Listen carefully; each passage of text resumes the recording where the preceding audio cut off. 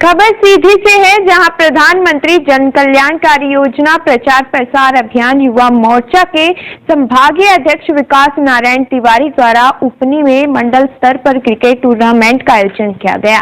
Cricket match उपनी और पोखरौल के बीच खेला गया, जिसमें पोखरौल टीम 4 रनों से जीत हासिल कर क्वार्टर फाइनल टीम में पहुंच गई है। क्रिकेट टूर्नामेंट में मुख्य अतिथि बतौर धर्मेंद्र सिंह परिहार रहे।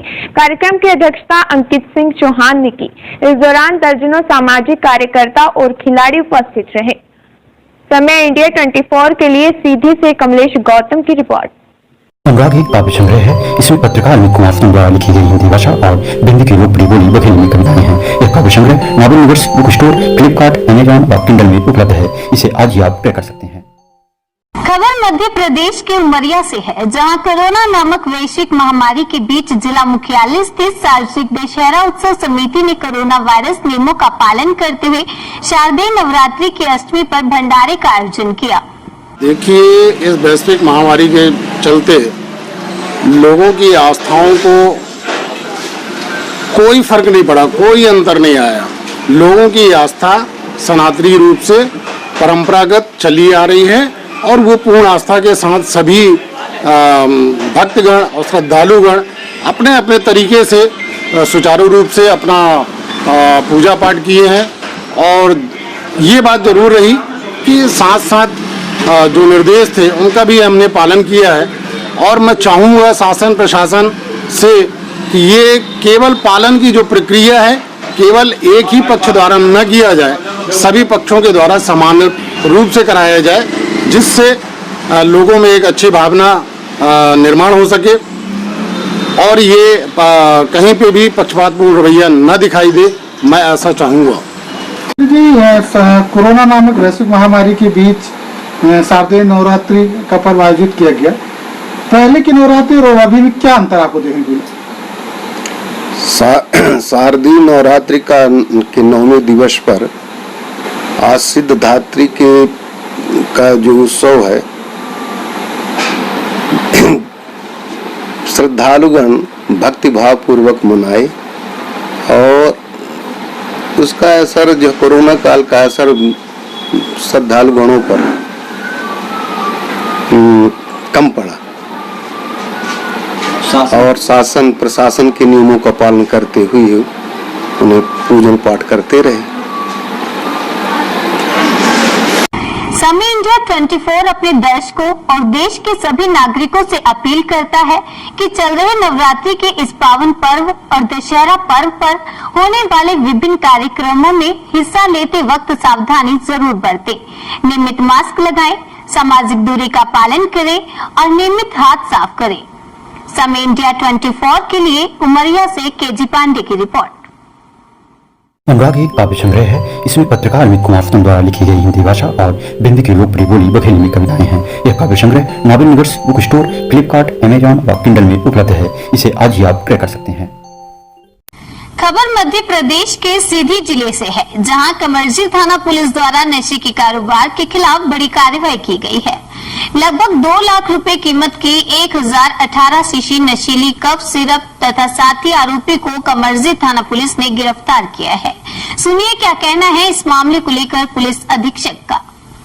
विरुद्ध सीधी पुलिस एक अभियान के रूप में कार्रवाई लगातार करते जा रही है। इसी तारतम्य में अलग अलग थाना क्षेत्रों में लगातार क्लोरीन फास्फेट जो बोरेक्स के रूप में बेचा जाता है, उस पर लगातार पुलिस के द्वारा कार्रवाई की गई है। और इस कड़ी के अंतर्गत जमोड़ी और कमर्दी जो थाना क्षेत्र है, कमर्दी थाना क्षेत्र की पुलिस ने बहुत विशेष उपलब्धि और विशेष सफलता हासिल करी है।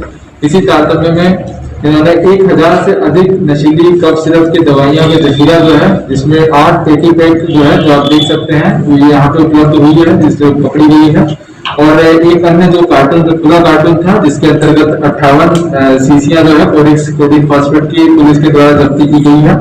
ये पूरी घटनाक्रम जो है 23/10 की घटनाक्रम में शाम के समय में मुखबिर की सूचना के अनुसार जो है कमर्जी पुलिस के द्वारा रेड किया गया। और जो संदेही था मनीष सिंह, जो अपने घर के पास में धान के खेत के अंतर्गत ये सभी चीजें छुपाए रखा था।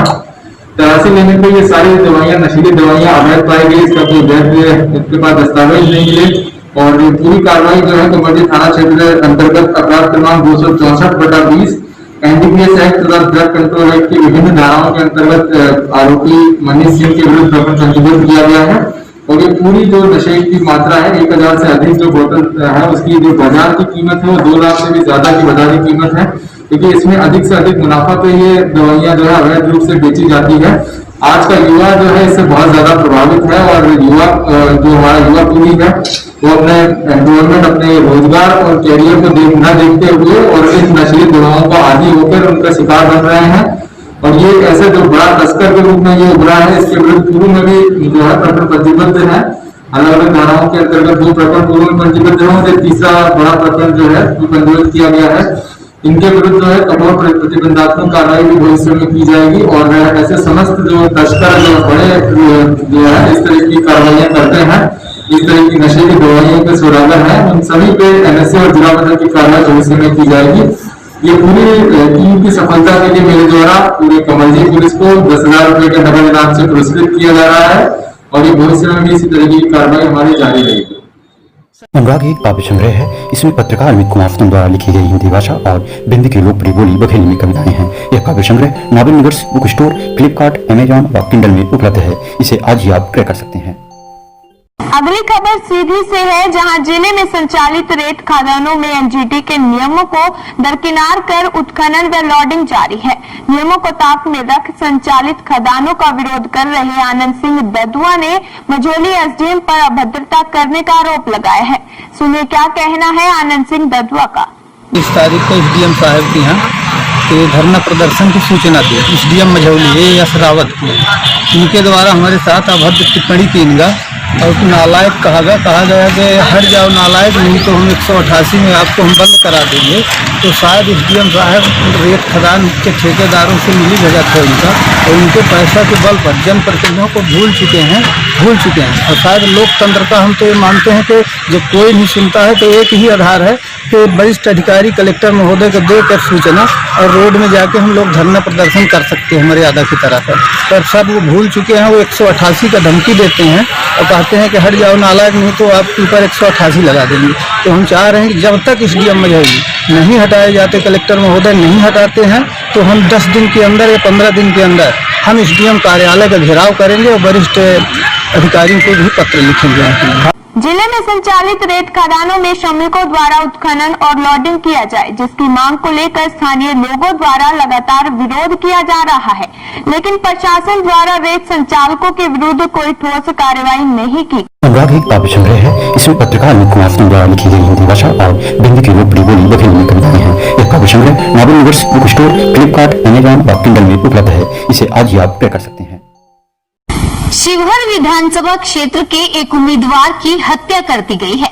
उनके एक समर्थक की भी मौत हो गई है, जबकि एक घायल है। हमला करने वालों में से एक को भीड़ ने पीट कर मार डाला, वहीं एक दूसरा आरोपी पुलिस की हिरासत में है। चलिए आपको बताते हैं पूरा मामला क्या है। शनिवार 24 अक्टूबर को जनता दल राष्ट्रवादी के प्रत्याशी श्री नारायण सिंह अपने समर्थकों के साथ प्रचार कर रहे थे। जिस वक्त वह पुरनहिया प्रखंड के हथसार गांव के पास जनसंपर्क कर रहे थे, उसी वक्त बाइक पर बैठे 2 लोग वहां पहुंचे जो जिंदाबाद के नारे लगा रहे थे। अचानक इन लोगों ने श्री नारायण सिंह पर फायरिंग शुरू कर दी। अचानक हुई इस फायरिंग से मौके पर भगदड़ मच गई और सीने में गोली लगने से घायल हुए श्री नारायण सिंह खून से लथपथ जमीन पर गिर पड़े। उनके समर्थकों ने उन्हें बचाने का प्रयास किया, लेकिन उन्हें भी गोली लग गई। श्री नारायण सिंह के अलावा संतोष कुमार और अभय कुमार भी घायल हो गए। ये सब देखकर भीड़ और उम्मीदवार के समर्थक गुस्से से भर गए।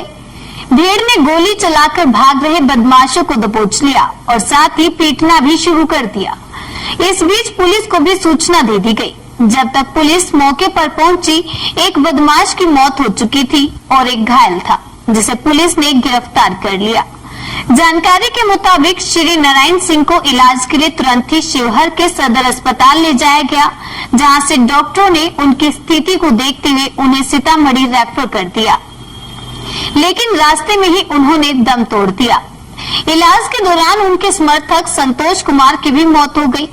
अभय कुमार के हाथ में गोली लगी थी, उनका इलाज जारी है। अभय कुमार ने मीडिया को बताया कि चुनाव प्रचार के दौरान करीब 8 से 10 लोग समर्थकों के बीच घुस आए थे। भीड़ में गोली चली तो भगदड़ मच गई। मुखिया जी श्री नारायण सिंह को बचाने की हम लोगों ने कोशिश की थी, लेकिन फिर भी गोली लग गई।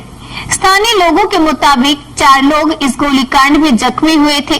प्रत्याशी और संतोष की मौत हो गई। वहीं अभय के अलावा आलोक नाम का भी एक शख्स घायल है।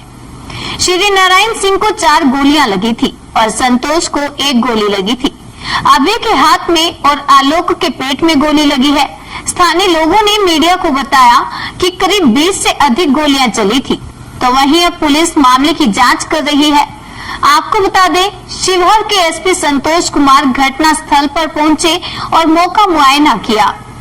उन्होंने बताया कि हत्या के कारणों की जांच की जा रही है और शवों का पोस्टमार्टम मजिस्ट्रेट की निगरानी में सीतामढ़ी के सदर अस्पताल में हो रहा है। सीतामढ़ी अस्पताल में पुलिस को भी तैनात किया गया है। पुलिस ने बताया एक आरोपी भीड़ के गुस्से का शिकार बन गया और दूसरा पुलिस हिरासत में है, जिसे पता किया जा रहा है कि आखिर क्यों उन्होंने प्रत्याशी पर फायरिंग की थी। आपको बता दें, श्री नारायण सिंह का आपराधिक इतिहास भी रहा है। श्री नारायण सिंह पर 6 मामले दर्ज हैं और अवैध हथियार रखने के मामले में उन्हें 2 साल की सजा भी हो चुकी है। वो शिवहर के ही नया गांव के रहने वाले थे और पंचायत के मुखिया भी रह चुके थे। वो डुमरी कटसरी से जिला परिषद के सदस्य भी रह चुके थे। सिंह आरजेडी के जिला उपाध्यक्ष भी थे और टिकट के दावेदार भी थे, लेकिन जातीय समीकरण उनके पक्ष में नहीं था, लिहाजा उनको टिकट नहीं मिला, जिसके बाद वो जनता दल राष्ट्रवादी की टिकट पर चुनाव मैदान में उतर गए थे। नामांकन के वक्त उन्होंने जो शपथ पत्र दिया था, उसमें आधा दर्जन मामलों की जानकारी दी थी। तो वहीं अब बिहार में चुनाव भी होने वाले हैं, तो चुनावों पर इसका क्या असर होगा? बता दें, हत्याकांड की इस घटना की जांच के लिए तिरहुत प्रक्षेत्र के आईजी गणेश कुमार भी सीतामढ़ी पहुंचे और पूरे मामले की जानकारी ली। फिलहाल देखने वाली बात ये होगी कि क्या चुनाव को स्थगित किया जाएगा। इससे पहले देखा गया है कि उम्मीदवार की मृत्यु होने पर चुनाव को स्थगित किया जाता रहा है। स्थानीय मीडिया के मुताबिक शिवहर के जिलाधिकारी अवनीश कुमार सिंह ने कहा कि 3 नवंबर को होने वाले मतदान पर घटना का असर नहीं होगा।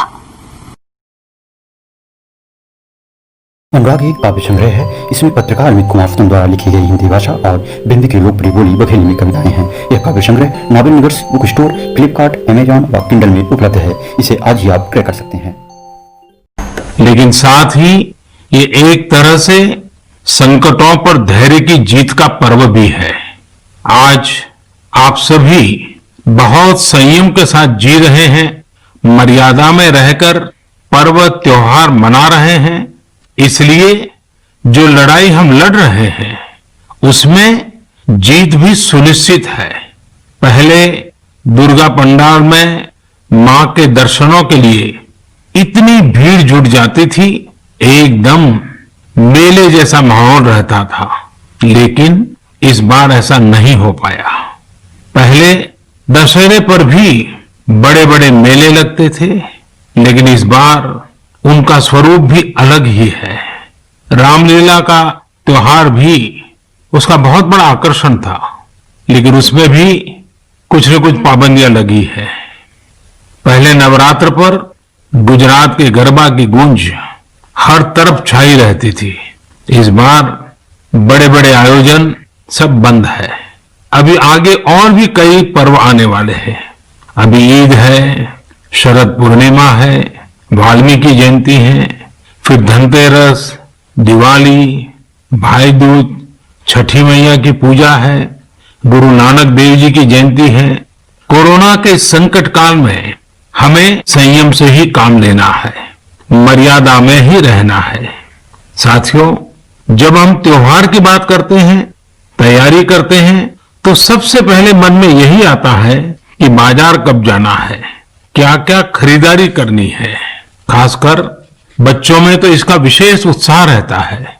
इस बार त्योहार पर नया क्या मिलने वाला है। त्योहारों की ये उमंग और बाजार की चमक एक दूसरे से जुड़ी हुई है। लेकिन इस बार जब आप खरीदारी करने जाएं, तो वोकल फॉर लोकल का अपना संकल्प अवश्य याद रखें। बाजार से सामान खरीदते समय हमें स्थानीय उत्पादों को प्राथमिकता देनी है। साथियों, त्योहारों के इस हर्षोल्लास के बीच में लॉकडाउन के समय को भी याद करना चाहिए। लॉकडाउन में हमने समाज के उन साथियों को और करीब से जाना है जिनके बिना हमारा जीवन बहुत ही मुश्किल हो जाता। सफाई कर्मचारी, घर में काम करने वाले भाई बहन, लोकल सब्जी वाले, दूध वाले, सिक्योरिटी गार्ड्स, इन सब का हमारे जीवन में क्या रोल है, हमने अब भली भांति महसूस किया है। कठिन समय में ये आपके साथ थे, हम सबके साथ थे। अब अपने पर्वों में, अपनी खुशियों में भी हमें इनको साथ रखना है। मेरा आग्रह है कि जैसे भी संभव हो इन्हें अपनी खुशियों में जरूर शामिल करिए, परिवार के सदस्य की तरह करिए। फिर आप देखिए आपकी खुशियां कितनी बढ़ जाती हैं। हमें उनको याद करके ही अपने त्योहार मनाने हैं।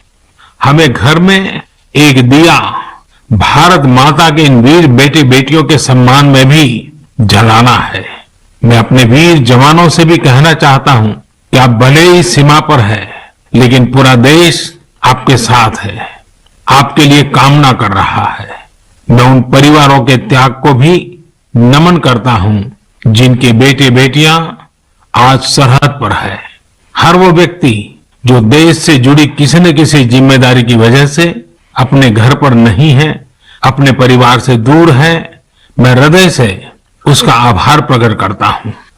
मेरे प्यारे देशवासियों, आज जब हम लोकल के लिए वोकल हो रहे हैं तो दुनिया भी हमारे लोकल प्रोडक्ट्स की फैन हो रही है।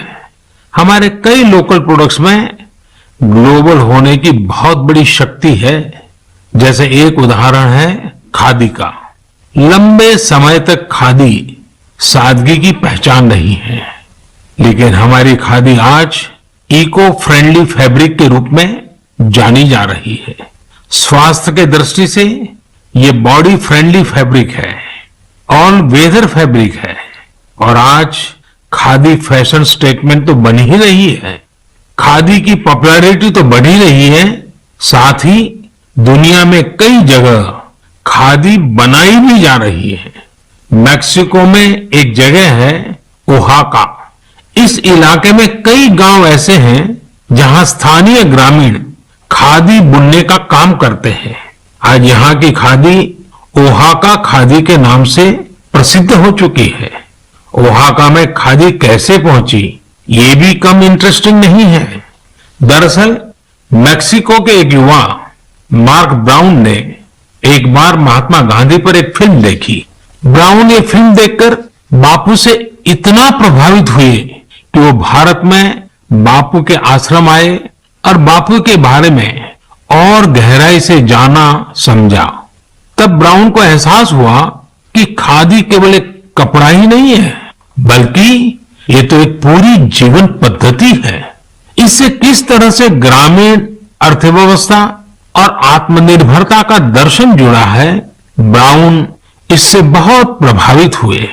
यहीं से ब्राउन ने ठाना कि वो मैक्सिको में जाकर खादी का काम शुरू करेंगे। उन्होंने मैक्सिको के ओहाका में ग्रामीणों को खादी का काम सिखाया, उन्हें प्रशिक्षित किया और आज ओहाका खादी एक ब्रांड बन गया है। इस प्रोजेक्ट की वेबसाइट पर लिखा है the symbol of Dharma in motion. इस वेबसाइट में मार्क ब्राउन का बहुत ही दिलचस्प इंटरव्यू भी मिलेगा। वे बताते हैं कि शुरू में लोग खादी को लेकर संदेह में थे, परंतु आखिरकार इसमें लोगों की दिलचस्पी बढ़ी और इसका बाजार तैयार हो गया। ये कहते हैं ये राम राज्य से जुड़ी बातें हैं। जब आप लोगों की जरूरतों को पूरा करते हैं तो फिर लोग भी आपसे जुड़ने चले आते हैं। साथियों, दिल्ली के कनॉट प्लेस के खादी स्टोर में इस बार गांधी जयंती पर एक ही दिन में 1 करोड़ रुपए से ज्यादा की खरीदारी हुई। इसी तरह कोरोना के इस समय में खादी के मास्क भी बहुत पॉपुलर हो रहे हैं। देश भर में कई जगह सेल्फ हेल्प ग्रुप्स और दूसरी संस्थाएं खादी के मास्क बना रहे हैं। यूपी में बाराबंकी में एक महिला है सुमन देवी जी। सुमन जी ने सेल्फ हेल्प ग्रुप की अपनी साथी महिलाओं के साथ मिलकर खादी मास्क बनाना शुरू किया। धीरे धीरे उनके साथ अन्य महिलाएं भी जुड़ती चली गई। अब वे सभी मिलकर हजारों खादी मास्क बना रही हैं। हमारे लोकल प्रोडक्ट्स की खूबी है कि उनके साथ अक्सर एक पूरा दर्शन जुड़ा होता है। मेरे प्यारे देशवासियों, जब हमें अपनी चीजों पर गर्व होता है तो दुनिया में भी उनके प्रति जिज्ञासा बढ़ती है। जैसे हमारे आध्यात्म ने, योग ने, आयुर्वेद ने पूरी दुनिया को आकर्षित किया है। हमारे कई खेल भी दुनिया को आकर्षित कर रहे हैं। आजकल हमारा मलखम्ब भी अनेकों देशों में प्रचलित हो रहा है। अमेरिका में चिन्मय पाटणकर और प्रज्ञा पाटणकर ने जब अपने घर से ही मलखम्ब सिखाना शुरू किया था तो उन्हें भी अंदाजा नहीं था कि इसे इतनी सफलता मिलेगी। अमेरिका में आज कई स्थानों पर मलखम्ब ट्रेनिंग सेंटर्स चल रहे हैं। बड़ी संख्या में अमेरिका के युवा इससे जुड़ रहे हैं, मलखम्ब सीख रहे हैं।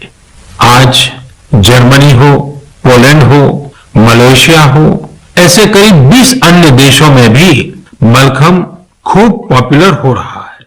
खबर मध्य प्रदेश के उमरिया से है, जहां मध्य प्रदेश पूर्व क्षेत्र विद्युत वितरण कंपनी के द्वारा संपत्ति का भूभाटक कर जमा न करने के कारण नायब तहसीलदार नजूल ने बड़ी कार्रवाई करते हुए मध्य प्रदेश पूर्व क्षेत्र विद्युत वितरण कंपनी के ऑफिस को सील कर दिया है।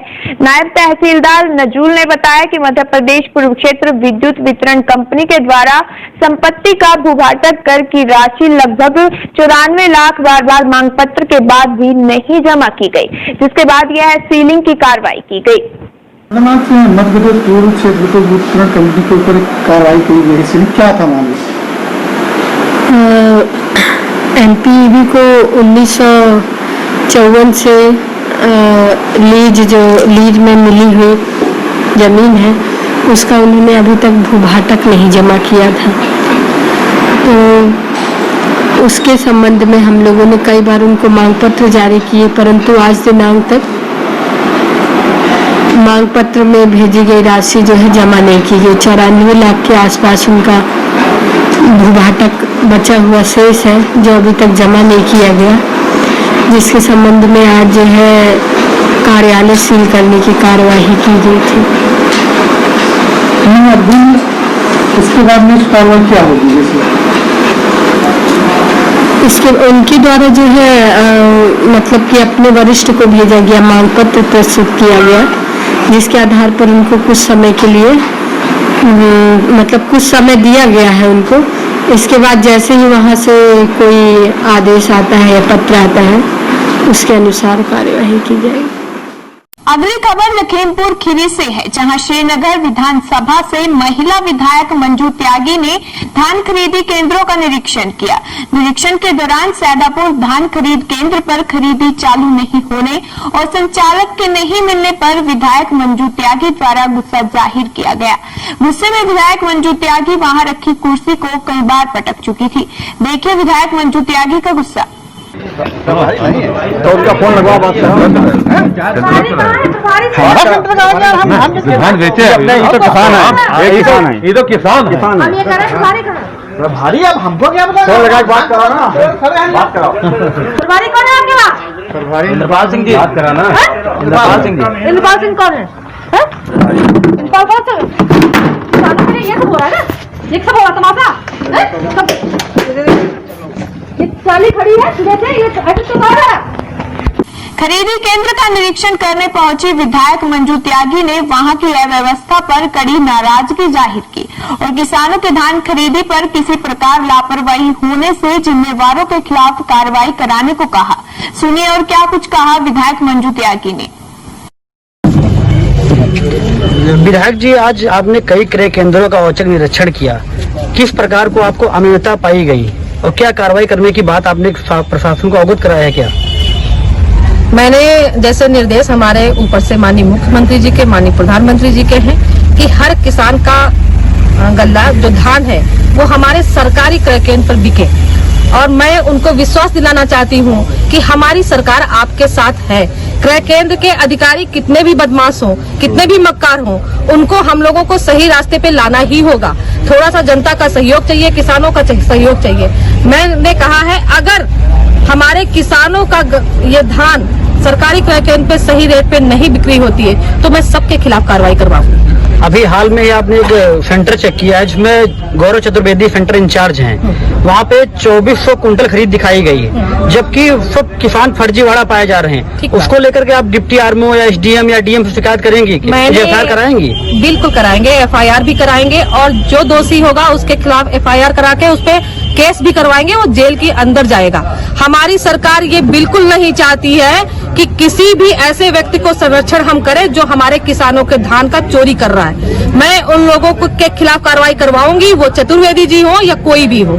अगर सेंटर इंचार्ज अपनी ईमानदारी से काम नहीं करता है तो उसके खिलाफ कार्रवाई जरूर करी जाएगी। कितने सेंटरों पे आप बच्चों को निरीक्षण आपने? खबर मध्य प्रदेश के उमरिया से है, जहां जिला चिकित्सालय उमरिया में बीते लंबे समय से चल रही वित्तीय अनियमितताओं पर चल रही जांच में करीब 98 लाख का घोटाला सामने आया है।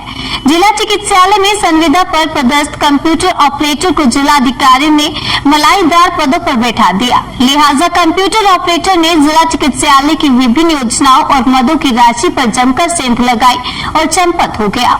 लाखों रुपए की हेरा फेरी का मामला सामने आते ही संभागीय स्वास्थ्य अधिकारी रीवा ने सीएमएचओ उमरिया राजेश श्रीवास्तव को संबोधित कर्मचारी के विरुद्ध थाने में एफआईआर कराने के निर्देश दिए हैं। लेकिन जब उमरिया सीएमएचओ राजेश श्रीवास्तव से इसकी जानकारी मांगी गई तो वो गोलमोल जवाब देने से पीछे नहीं हटे। कोई व्यक्तिगत नहीं है, शासकीय है।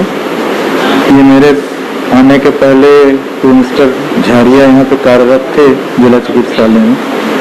उनके दौरान कार्यकाल के दौरान शायद कोई वित्तीय अनियमितता हुई है। मेरे पास एनएचएम का हायर उच्चाधिकारियों का फोन आया कि इनके खिलाफ एफआईआर करिए, तो मैंने अपने सभी दायित्वों का निर्वहन करते हुए थाने में एज सीएमएचओ एफआईआर कर दी है। अब कितनी की अनियमितता थी? अब ये मुझे याद नहीं है, लाखों का है मामला। अब ये चूंकि एफआईआर दर्ज हो गई है, पुलिस अपनी विवेचना करेगी, तो जो कुछ जिससे परिणाम आएंगे आगे किया जाएगा। बाकी इसके बारे में ज्यादा विस्तार मुझे नहीं पता, क्योंकि मुझे निर्देश दिया गया कि एफआईआर करिए तो मैंने कर दिया। सर, ये मामला लाखों का है, करोड़ों का? वो मुझे अभी एकदम से याद नहीं है।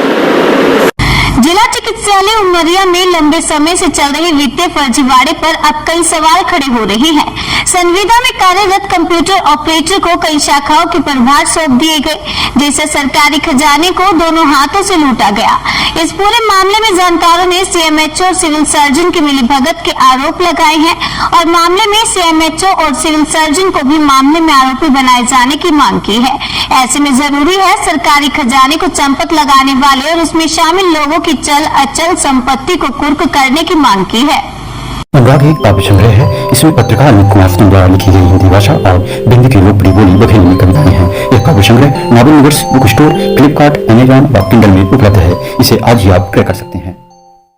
खबर सीधी से है कि जहां नवरात्रि के 9 दिवसीय पावन पर्व पर राम भक्त सेवा समिति की दुर्गा वाहिनी इकाई की ओर से सीधी शहर में स्थित फूलमती मंदिर पर कीर्तन, सत्संग, दुर्गा चालीसा पाठ एवं शस्त्र पूजन का कार्यक्रम किया गया।